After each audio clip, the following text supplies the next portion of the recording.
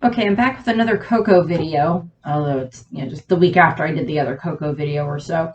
I'm actually going to do a bit more of a breakdown of the Rivera family that is in Coco, so something to go along the lines of like the Rivera family tree.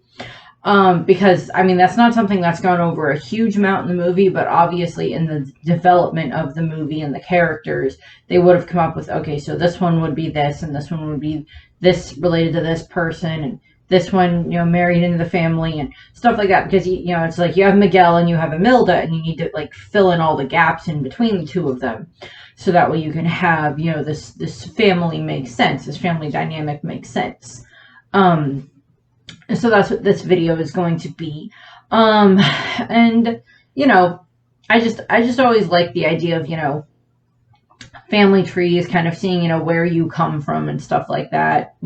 There's the ancestry.com and everything. I know that I have one of my aunts on my mom's side has like done a bunch of stuff there in regards to learning things about our family and stuff like that. So that's kind of interesting to see where stuff pops up. It's interesting to learn about your family and such. Obviously, kind of the ones that kind of start the family tree would be Imilda Rivera. She is kind of the founder and the matriarch of the Rivera family. She was, according to supplemental material that has come out either via novelization of the movie that they did or via other things that the director has come out and said, or other people that were involved in the development of the movie. She was born in 1899 in Santa Cecilia, and there she lived with her two younger brothers, Felipe and Oscar. I'll go over them. But once she, as she matured, as she grew up, she eventually fell in love with Hector, who was this aspiring musician and everything, and they were very much in love. And we kind of learn a little bit about that in the movie, as like they met because of their mutual love for music and everything. As Imilda says, he would play and I would sing and we would dance and we were so happy and everything. And we know during that time frame that she loved music. And what ended up happening was, of course, they eventually, got married. And then around 18, 19 years old is when Imilda would have had Coco, had their daughter. And a few years after that, because it stated when Coco was about 3, is when Hector left to go with, Ernesto de la Cruz to go and try to become, musicians and everything. From Imilda's perspective, and I am going to go over stuff from Hector's perspective as well. From Imilda's perspective, it is, of course, Hector leaves to go and become this musician and, kind of abandons her and Coco and everything. And it's just very sad. That concept is very sad, which is, why she ends up, she gets rid of anything musical in their house. And she's like, okay, well, I have to figure out a way to be able to support myself and my daughter. And it's just like, okay, so I'm going to learn how to make shoes. And that's what she does. She goes and she becomes this shoemaker. She makes, very good shoes for her daughter to wear, for herself to wear. And of course, she sells shoes to other people so that way they can have an income. And we see this in the movie, and even in the afterlife, she still has her apron that has her shoemaking tools in it, and we also see her use her shoe that, as I stated in the review, she probably made to whack people as a weapon and stuff like that, because she whacks Ernesto with it at various points, and there's a few other bits where she uses it to threaten people, which is obviously a mannerism that her granddaughter Elena, who is Miguel's abuelita picks up, which I'll go into her. And of course, eventually Imilda died. I believe she died in her 70s, I think is when it stated that when she dies. But of course, in, via kind of the flashback or the story with all the different paper cutouts, which I think are beautifully made, we see that, Coco, that once Coco grows up, Imilda teaches her how to make shoes, and then Coco gets, falls in love and gets married and brings in her husband. And then, Imilda has built up this family, and they are self-sustaining in the fact that they are shoemakers. They make very high-quality shoes, and they have nothing to do with music. Their motto, their family motto is, a Rivera is a shoemaker through and through. And most of the family seems pretty content with this, of course, as we see throughout the course of, Coco, the movie itself. Miguel is the one that is not content with this, or one of the ones that is not content with this, or the one that is the least content in this regard. It doesn't mean that Miguel doesn't have pride in his family's shoes, because he wears them and everything. Like, everybody in the family wears shoes that they probably either made or was made for them by another family member. And we see that. And in the in the Day of the Dead section, in the Land of the Dead, Land of the Remembered area, we of course have, we see Imilda there with her brothers and, other members of the family that we're introduced to as we go along. We see them. We see that she is still very much the matriarch of this family, the one that is in charge of this family. They all defer to her in regards to most of the decisions. If she's okay with something, they go with it. If she's not okay with something, they don't typically tend to go against her, which the Mexican society, in regards to that, in regards to families, are very much a matriarchal society. And such. One of the other things that you kind of probably notice about this is that, the Rivera family last name would come from Imilda, technically. I don't think it could have been Hector's last name, but it could have also just been her last name, and then Hector maybe took her last name. But the Rivera last name continues on down the line. And I know that different traditions in Mexico have different traditions in regards to, taking which last name and stuff like that. I don't 100% remember the rules on that from Spanish class. I apologize if I say something incorrect. Please leave a comment and correct me nicely, because yelling at me will not help. But we see that she, Imilda has built up her family and has made them very self-sufficient in regards to being able to keep themselves going in Santa Cecilia. I believe on the side of their house, we see them, like the Rivera Shoe family or the Rivera Shoe Company or so, started in, I think it says, 1921, I think is when it said it was started. I think is about when they said it was started. And from there, in regards to a little bit of trivia about her, according to the director, Imilda is a year older than Hector, so she was born in 1899. He was born in 1900, in November 1900. It is, when Coco was born in 1980 or 1918, Imilda would have been, married to him, and she would have been either 18 or 19 when she had Coco, and then Hector would have been 17. And then the guitar that Hector has throughout the movie, that Ernesto de la Cruz has, and then the family gets it back by the end of the movie, that guitar was actually a gift from Imilda to Hector, which is kind of a little odd, because you see that, Ernesto becomes famous with having this guitar and everything, and it's just like, oh, well, you'd think Imilda would have noticed that.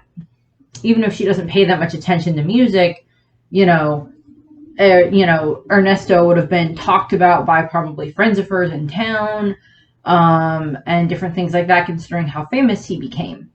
And, you think she would have noticed her, the guitar and recognized it, and even if she just saw it in passing, but maybe she just was so trying to just be laser focused on not paying attention to music at all. She didn't want anything to do with that. Also, she would know who Ernesto de la Cruz was because he was Hector's friend and the one that Hector went off with to go and become a musician. And, in her opinion, maybe she just doesn't want anything to do with Ernesto because she knows that he's part of the reason her husband left.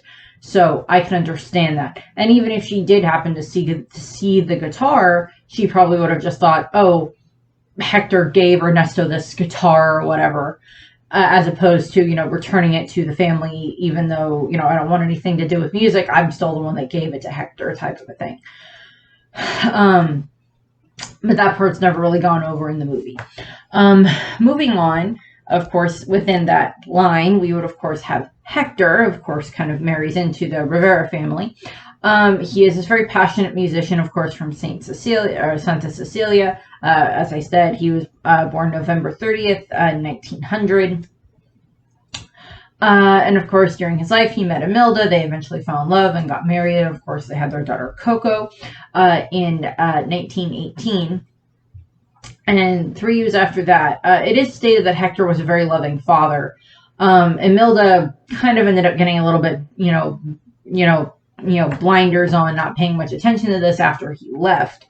But we, of course, know via the flashbacks that we get in the movie, when we see Hector, the young Hector singing, Remember Me with Coco, because he wrote the song for her. We see them singing together and how much he loves her. And of course, his whole, Hector's whole drive throughout the entire movie is he wants to get back to the human world at least once so he can see Coco, because he knows that when she is no longer alive, that once she dies, there's no one in the land of the living that will remember him.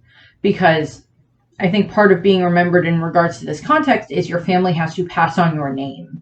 And even though they know the story of, him leaving and everything, they don't know his name. And in a lot of cultures, names can have a very powerful meaning in regards to certain things, in regards to the afterlife. I don't know if that's necessarily 100% how things go in Mexican culture, and I could be wrong. Again, polite corrections are perfectly fine. But, we see his drive is, of course, to get back to the real world, or back to the human world, the land of living, so that way he can see his daughter one more time before he dies, because he knows that once she dies, he'll be gone, because he's being forgotten by her. And by a technicality, he's been spending the last, 96-ish years probably trying to get back every year, trying to get through, hoping that, his family or Ernesto or someone would put his picture up on their ofrenda, so he has the ability to go through. Probably every year he tries again and again and again. Maybe not the first couple of years, because maybe he's just like, okay, I'm dead. I need to at least figure out a way to survive here. And then goes from there. But then, probably at least during the last several years, with Coco kind of in failing health, he's probably been trying very hard to get back to the human world, so that way he can try to see her again. Particularly when he kind of figures out that she's the only one that remembers him. And we see that throughout the course of the movie. That's his drive. We, of course, know how much he loved, music, and, him and Ernesto de la Cruz were childhood friends. I believe it is stated that Ernesto is a couple of years older than Hector.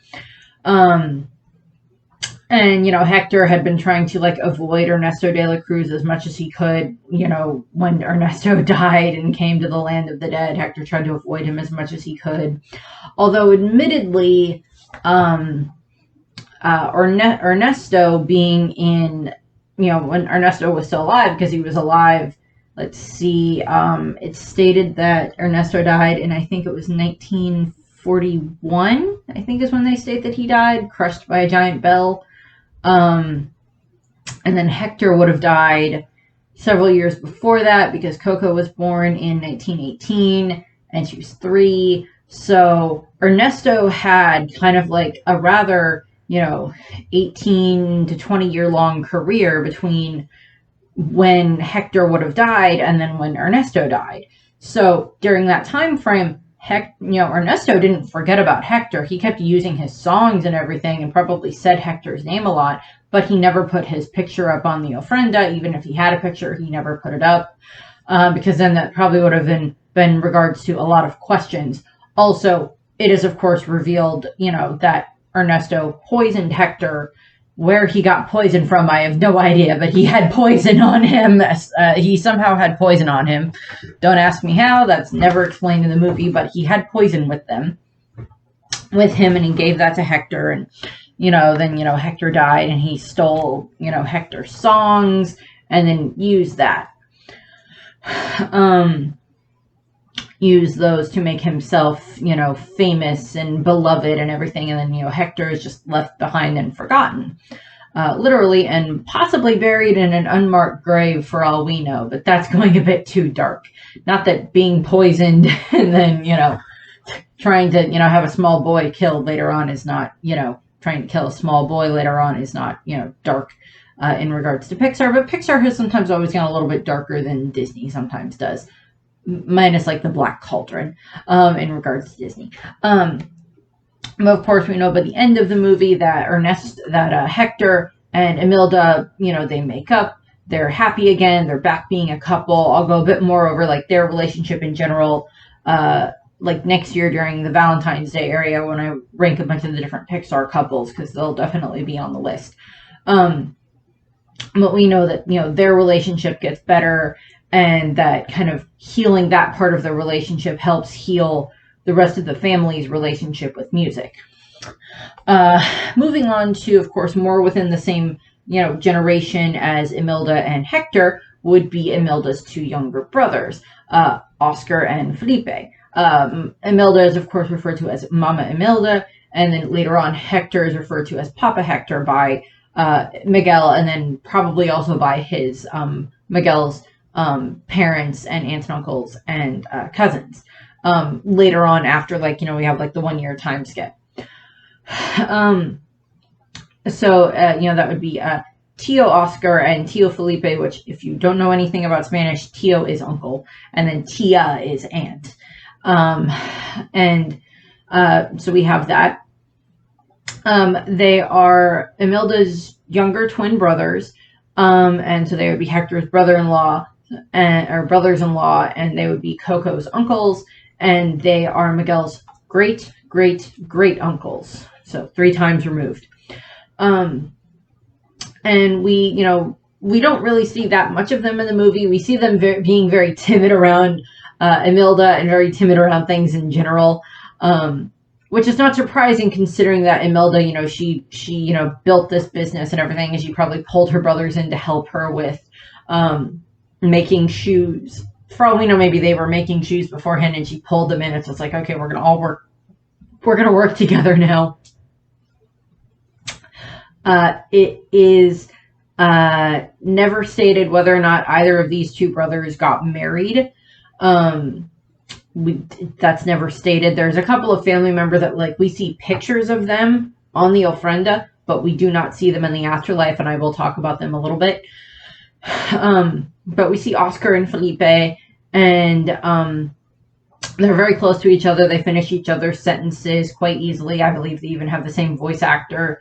We see them, we do see that they have the ability to fight, because when they're trying to deal with Ernesto's security, Felipe uses his brother's arms as nunchucks, and then Oscar just headbutts his opponents, which is just kind of funny. We have them. We do see their pictures on the ofrenda, as I said. They, of course, ended up being shoemakers. And I believe all of the different family members that you see in the Land of the Dead, I believe all of them are wearing their shoemaker, kind of like their, I was about to say kilts, but that's wrong, aprons. Excuse me. They have their aprons that would have all of their shoemaking tools in them.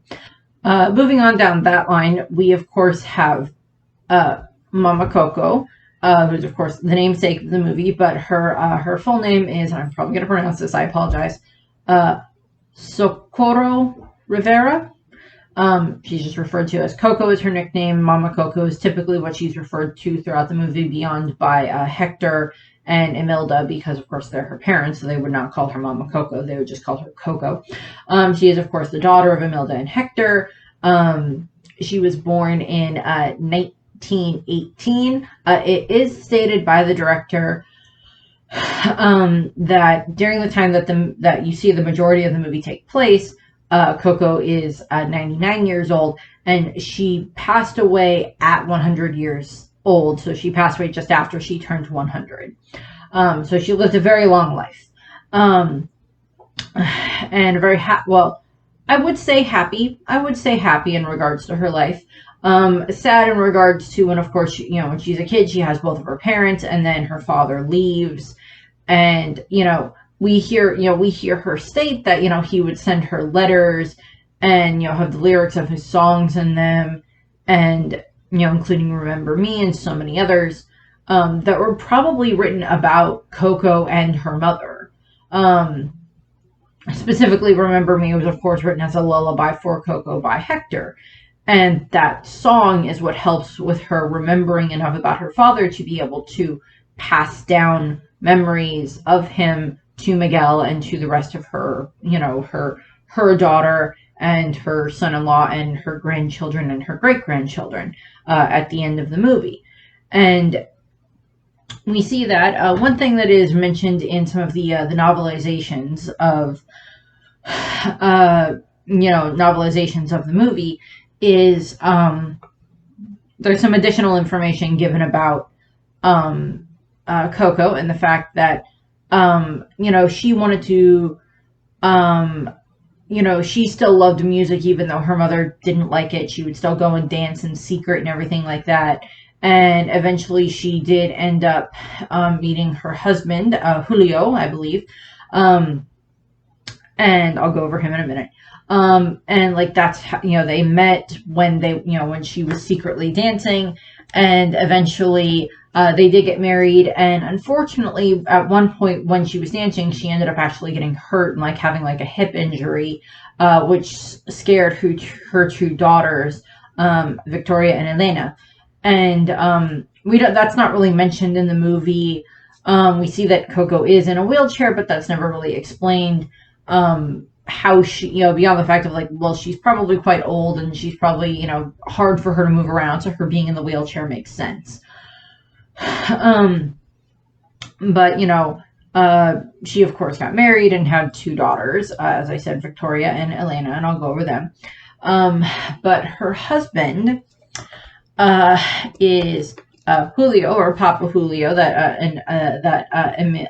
Miguel literally runs into, and like he shatters all over the ground, and then Miguel starts trying to pick him up. He is, of course, Coco's husband and the father of Elena and Victoria. He is this very frantic and easily, easily kind of excited or kind of scared man, which I'm like, the way that we see that, that we see Coco like introduced him to her mother in the paper cutout flashbacks was just like drags him and it's just like, hi, this is my husband, Mom. It's kind of the way that we see that. He's just like, hi, and Imilda's like, okay, I'm going to teach you how to make shoes. Is basically what happens there. We see him throughout the course of the movie. Again, he, defers to Imilda in regards to decision making of the family. He does help against the battle, he does help against, the battling against Ernesto's security guards. And even though he enjoyed music when he was younger, because that's how him and Coco met, was when she would be off and like secretly dance and stuff like that. He gave up, he loved Coco enough that he gave up music in order to join her family so he could be with her, which I mentioned that in the review, or just like, well, so many of the different family members that married into the family, they must love their spouse very much to be willing to give up, whatever love they may have of music in order to join this family, because then they want to be with the one that they love, be with, whichever significant other that they love, their husband or their wife. And I like that. Also in regards to Julio, we have his sister, who is Rosita, or Tia Rosita. She is Julio's sister, and she is Coco's sister-in-law. So she would be, well, by technicality, she technically doesn't have a direct relation to Imilda, as in, like, she's not Imilda's, like, daughter-in-law or anything like that. But she married into the family with her brother. And we never see anything about, like, Rosita being married or anything like that. Same thing with, like, Oscar and Felipe, we never hear anything about them being married. We know that there's the possibility that they got married and had children of their own. We just don't ever see them referenced in the movie beyond any of like maybe the other miscellaneous photos that we see on the ofrenda. We know, of course, that Rosita, likes, like cakes, so she really likes food and sweets and everything. We don't really see too much else of her. She's, very loving to Miguel and everything, because I do like the fact, and this is one thing that I do really like about how they portray the land of the dead. I'll mention this here, is, of course, those that are, Imilda died long before Miguel came along. Felipe and Oscar probably died long before Miguel came along.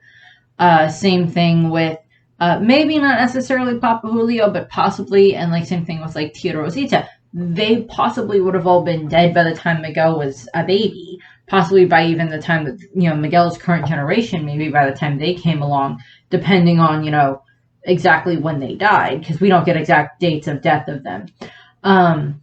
But, they did eventually, they died. But the thing is that Miguel, of course, knows who they are, because on the ofrenda, that's where their pictures are. And, of course, Miguel is told stories about them of, they made this type of shoe, this is how they are part of our family, probably other, like, funny memories of, like, Elena growing up with, like, her, her aunts and uncles, her great aunts and uncles, and, her great uncles and stuff like that, and her mama Imilda. Stories that are passed down, which, I mean, my family passes down stories about, my grandparents or my great-grandparents, about my uncles, and cousins and stuff like that. So that's not surprising. But the thing is that all the ones that are in the land of the dead, it's,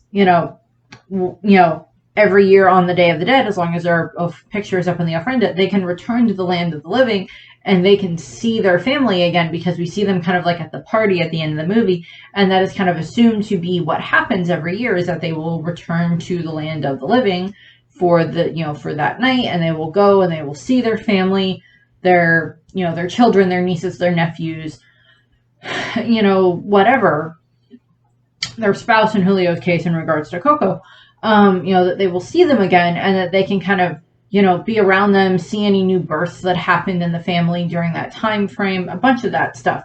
And I really like that concept, because that's always been kind of similar to kind of the way that I see heaven, is that you go to heaven, and yes, everybody is there, family and friends that have gone before you, pets that have gone before you, because, all dogs go to heaven. Well, all dogs except Carface. Just go watch All Dogs Go to Heaven. It'll make sense that way. But, your family is there, and your family knows who you are, and via stories, who they are. And, with the Day of the Dead culture, with Dia de los Muertos and everything with the Mexican culture, it's your memories of your family is what keeps them alive. Of your aunts and uncles, of your grandparents, of your great-grandparents, of your cousins, of your, insert whatever, is what keeps them alive. And I really like that. Back to the rest of the family. In regards to Coco and Julio's daughters, we have Victoria, who is their firstborn daughter. She is the older sister of Elena. Elena is, of course, Miguel's abuelita, and I'll go into her in a second. Victoria seems to be the tallest out of the family. She does seem to be a bit older than Elena, so I don't know exactly the time, the age difference between the two of them.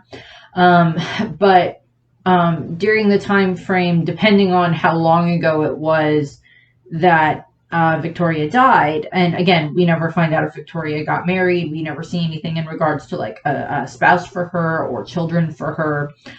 We see her picture on the ofrenda, and we see her as her Day of the Dead form.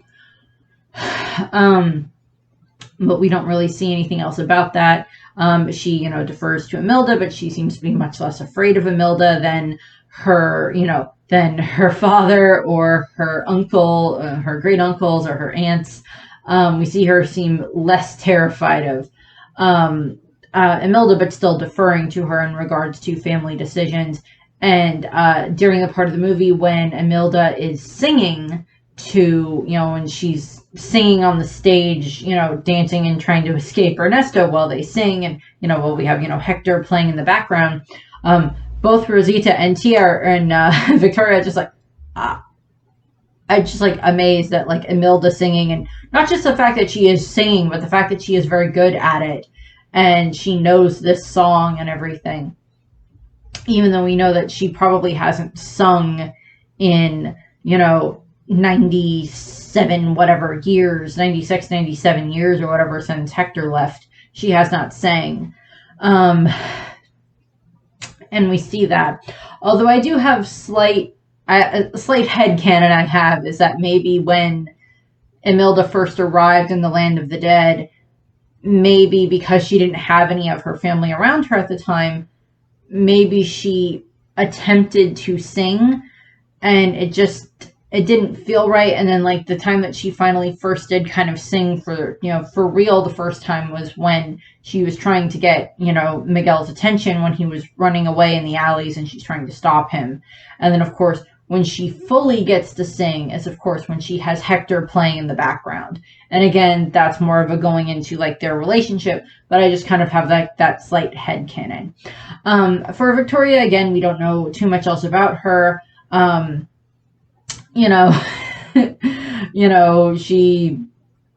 She's not as terrified of Imilda. She was, one of the granddaughters that was raised, helped raised by Imilda, and probably feels kind of similar to the way that her younger sister Elena is in regards to music and everything in that regards. But we know that, by the end of the movie, she's fine with music. Then we, of course, move on to Elena Rivera, or Abuelita, as she is called.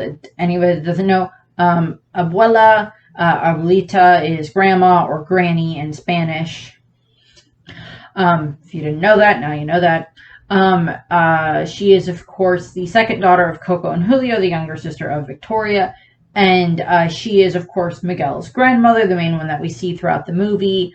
Has her flip-flop and has her, I can't remember the name of the shoe. It's, I don't remember exactly what it's called. I kept calling it a flip-flop or a sandal, but I know that that's not the correct term for it.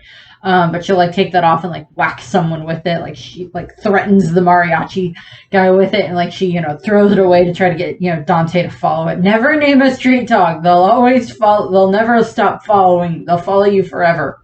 Now go get my shoe. I love her. And even though she is very strict in regards to Miguel with music and everything, she still loves her grandson, and she's trying to do it out of a sense of trying to protect him from the music, because she, of course, grew up with the whole thing of, your mother's father, not knowing his name, but, this unnamed musician, he left to go become a musician. And, even at some point, Coco got hurt when she was trying to dance and everything, and that probably, depending on how old Victoria and Elena would have been at that time, that probably would have affected them quite a bit of not wanting to see their mother get hurt, so they don't want music around. They don't want music within their family. And even though, yes, she's the one that smashes Miguel's guitar and everything, we do see that, in the end, she does accept music back into her family, because she sees how much it helps her mother and it helps heal their family. In regards to that, we do have Abuelita marries Franco. In the novelization of the movie, we find out that the way that they fell in love was she had made him a pair of shoes that never gave him blisters, and she just that's how they kind of fell in love. Is like she made him this pair of shoes and he really liked the shoes, and eventually they got married. They have 3 children, Berto, Gloria, and Enrique, and I'll go over them in a second. Enrique is Miguel's father.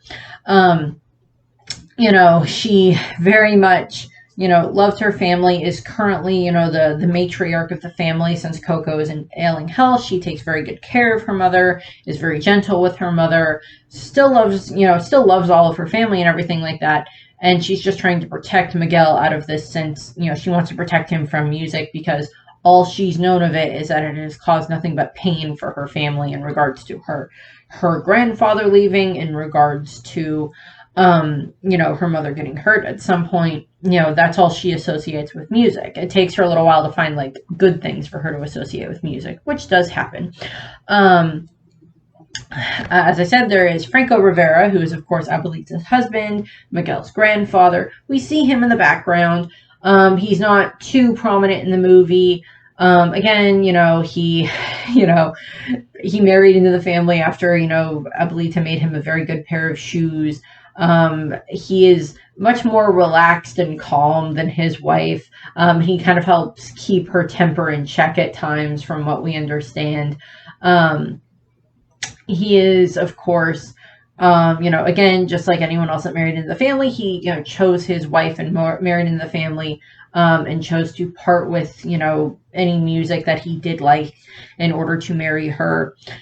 Again, don't 100% know how long they've been married. I'm assuming both of them are like probably in their 60s, possibly.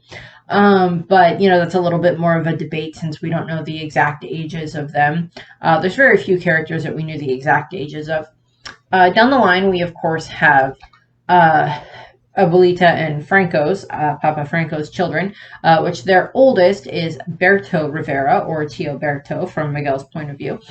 He is the eldest son of Franco and Abuelita, and he is the older brother of Gloria and Enrique. He is married to Carmen, or Tia Carmen, as she is also called. In regards to, from Miguel's point of view, obviously. And we don't see too much of either of them in the movie. The main thing that we see out of Berto is that he is the father of Abel, Rosa, Benny, and Manny. And on the Day of the Dead, when Miguel runs off and everything, Berto and Abel, Abel, is the way that it's spelled. They end up falling asleep on like this park bench, or on this bench, while they've been out searching for Miguel all night long. Like, Miguel runs past them and they wake up. And again, we don't see that much of Carmen in the movie. She's just there in the background as one of the other Riveras that they use to build up this family. Again, she would have been the one to marry into the family, and, give up whatever, love she had for music in order to marry Berto. Again, I do point out the fact that, I love music a whole lot. I love it so much. And that would be a very hard thing for me to choose to give up just because I wanted to marry someone. But it would depend on how much you loved that person in order to make that decision. If you truly love this person enough to give up music, and, it may not have been a huge thing of their life before, but for me it is. But I still like that concept of, like, you love this person enough to give up this thing. If you do, you do. Down the line, in regards to Berto and Carmen's children, we have Abel, who is the oldest of Miguel's generation. He is 19 years old. He is their oldest son. He has a goofy and humorous demeanor, and he very much enjoys football, or soccer. He is a shoemaker, very, very good shoemaker, but he's the one we see in the movie, like, trying to polish the shoes on, like, the spinning polisher, and he gets distracted and the shoe gets flown into the ceiling, and apparently this happens a lot because there's several shoes in the ceiling, and then they fall down at times and land on him, which is kind of funny. Him and his sister tease Miguel about, him liking music and everything. And, it's just like, why would anyone think you have a talent type of thing? Like, they make fun of him and everything, but it's, it's cousin, jibing on each other. And it's also to a degree because in this setup, they all live in like this little family, compound section. There's the house, or there's the shoe spot, the shoe factory area, or the shoe shop. It's not really a factory. It's not a factory, but the shoe, workhouse and assembly area. And then you have, this other area that is, where they have like the ofrenda area, and then they have like this big courtyard area. And then, of course, there's the other areas where they would be, where they live. Now there's a possibility that maybe they have a house in a different part of the town, but from what it appears, they all live in this section. And, Rosa and, Adele. I keep saying Adele. I'm sorry. I don't know why I keep saying Adele, but Abel, they've been around Miguel and everything. Like, they kind of end up growing a little bit more kind of degree like siblings rather than cousins to a degree because you're around each other so much. Particularly with the fact that your parents work in the same area and you end up working there too once you're old enough. At the end of the movie, we see that Abel has learned how to play the accordion. Why he chose the accordion, one of the most annoying of all instruments, I do not know, but it is not nearly as annoying as a recorder. Moving on to Rosa, or Prima Rosa. Prima is, I think, would be like the female variation of cousin, and then Primo would be the male variation of cousin, if I remember correctly. From my family terms, I apologize.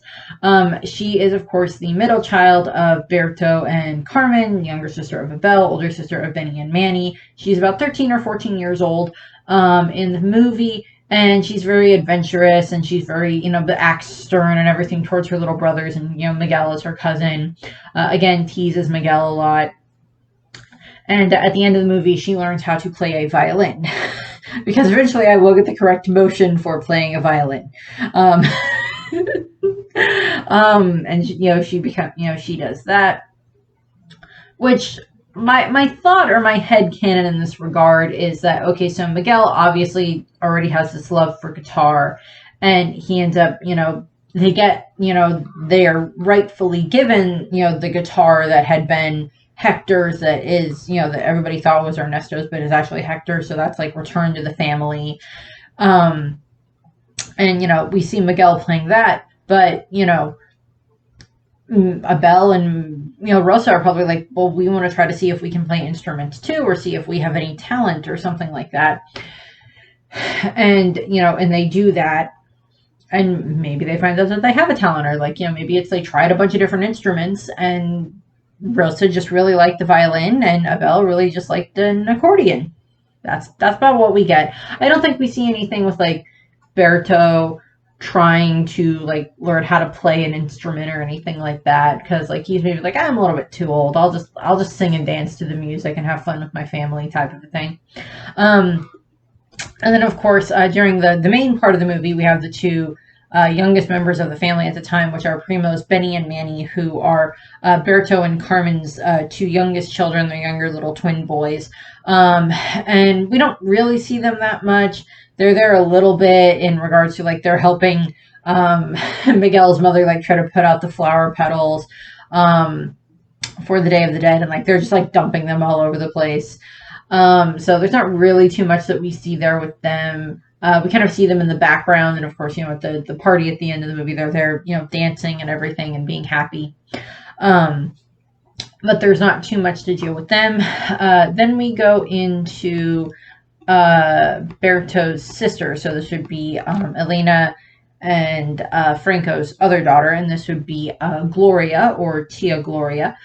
She is, of course, Elena and Franco's only daughter, younger sister of Berto, older sister of Enrique, and she doesn't have any children at the moment. But she's, very close to her family and treats her nieces and nephews. Well, it would be niece and then nephews, like they were her own, like they're her own children, which I kind of do the same thing with my nieces and nephews, so I'm kind of in her boat there. I just had to help take my nephew to like a summer camp that he's at right now, weekly summer camp, so that's fun. So yeah, I kind of, there is kind of where she falls. And then, of course, we have the youngest of Elena and Franco's children. We have Enrique Rivera, who is just Papa, from Miguel's point of view, because he is Miguel's father. He is the husband of Luisa, and Luisa Rivera is, of course, Miguel's mother, or mama. And throughout the course of the movie, we see that she is pregnant. She's very kind-hearted, considerate, gentle, and stuff like that. Very similar to Mama Coco, is kind of the way that she's kind of portrayed. We see that Miguel, of course, very much loves his parents. His father, of course, kind of, refutes him when it comes to, why were you in the village square trying to be around musicians and everything like that? Because he grew up in the family and doesn't particularly, kind of goes with their thing of, musicians are bad, music is bad to a degree. But he loves his son very much. We see that, throughout, at the end of the movie when Miguel's running back through town, we see that his father has been up all night, probably searching all over the town, trying to find Miguel. And Luisa was probably up all night waiting for Miguel to come home. Probably couldn't go out too much because she is pregnant. We don't know exactly how far along she's pregnant, but the fact that she has her daughter within like the next year, and the daughter seems to be rather along in, a little bit still in the infant phase, but at least a little more up and active. So probably not too much longer after that was when she gave birth, but to their daughter. But we see how much she loves Miguel and loves her husband and his family and everything. And then of course we have Miguel, who's of course the son of Enrique and Luisa, and he's the main character of the movie. His birthday is August 13th, 2005. His birthday's not too far off from my older niece's birthday. But he's of course the main character of the movie, so you learn a lot about him throughout the course of the movie. Not really too much here I can add, although I do kind of wonder if by the time it's like after everything happened on the Day of the Dead, and he helped Coco get her memories back so she could pass on the memories to her children and her grandchildren about her children and grandchildren and great grandchildren about her father, about Hector and everything. I kind of wonder if Miguel ended up telling his family about what happened, about like, okay, so here's what happened. So I wanted to be in the music contest, so I needed a guitar, but nobody would let me use a guitar, so I kind of broke into Ernesto de la Cruz's tomb, and I stole his guitar, but it's not actually his guitar, it's actually our guitar, because it belongs to my great-great-grandfather, Hector and everything. And we find that they kind of prove that. How they prove that, I don't know, they prove that. But what ends up happening, it's also like Miguel gives it like a play-by-play of what happened. Well, I played the guitar, and then I tried to walk out of the building, but I did, but I could walk through people, and then there were skeletons, and I was really scared, and then I found our family members, and I would be more like the person off to the side going, should we call an ambulance? I'd be a little bit more concerned about this. It's just and I met Tia Rosa and Tio Felipe and Tia Oscar, and I met Mama Imilda, and all this other stuff, and I met them, and then I went into the land of the dead, and then I went on this whole crazy adventure trying to get to Ernesto de la Cruz because I thought he was our great-great-grandfather, and then I found out I was wrong, and it was actually this other random skeleton that I by chance happened to run into, and he helped me this whole time, and for some reason he dressed up like Frida Kahlo twice, 3 times actually, and then all this other stuff, and it's just it's or his family off in the background, are we sure he's okay? I would be a little bit more concerned about that at that point in time. I'd be a little concerned about that, in all honesty. But maybe he tells them, maybe he doesn't. I don't know. But they have to find out some way of proving, of course, beyond the letters and everything, and proving that Hector is the one that wrote the songs. But of course, then we have kind of our final little member of the family, who is Miguel's little sister, and she is, and I'm going to mispronounce this, I apologize. Socorro Rivera. She's just called Coco. She's named after Coco, after Mama Coco, who died either probably just before or just after little baby Coco was born. And of course, kind of our introduction to her is Miguel is telling her all this, stories of different family members that are on, that are on the ofrenda, with their framed pictures and everything, and the shoes that they would make. And, we see Hector, and, the portrait has been, repaired.